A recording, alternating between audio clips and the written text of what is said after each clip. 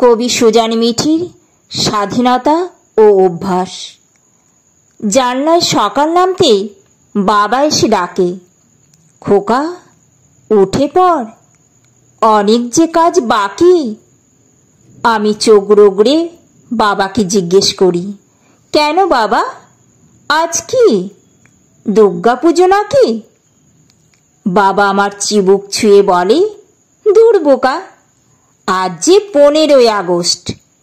আজ সেই দিন যেদিন 200 বছরের গ্লানি মুছে গিয়ে এক নতুন সূর্য উঠেছিল, ভারতবর্ষ হয়েছিল স্বাধীন।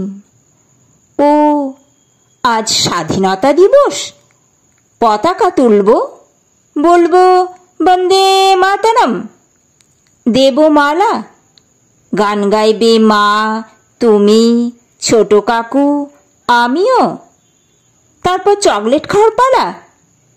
না রে বাবা, স্বাধীনতা আসলে এগুলো নয়।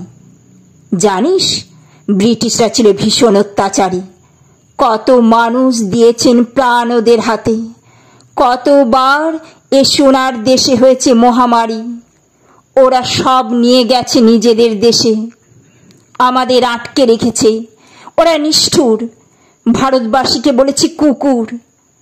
কত রক্ত, গুলি, দেশমাতার বুকে তুলেছে কান্নার সুর।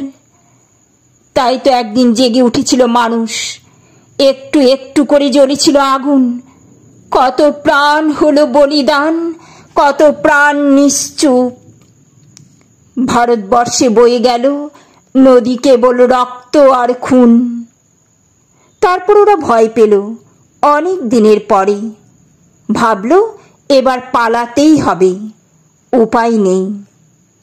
আজ ওদের পালানোর দিন। খোকা জানিস, অবশেষে স্বাধীনতার সুখ পাওয়ার দিন সেই।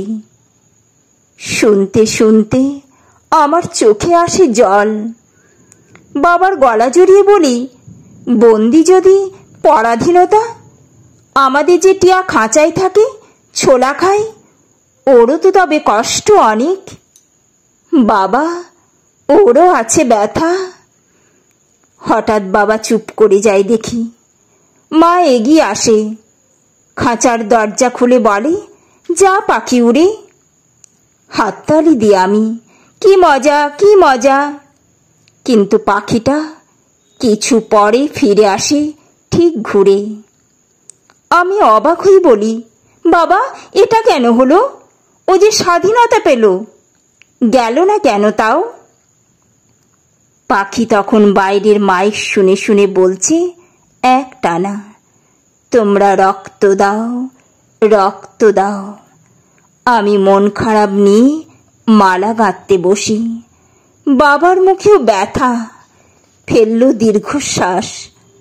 তারপর মাকে বলল, জানো খোকার মা, পরাধীনতা কখনো কখনো হয়ে যায় অভ্যাস।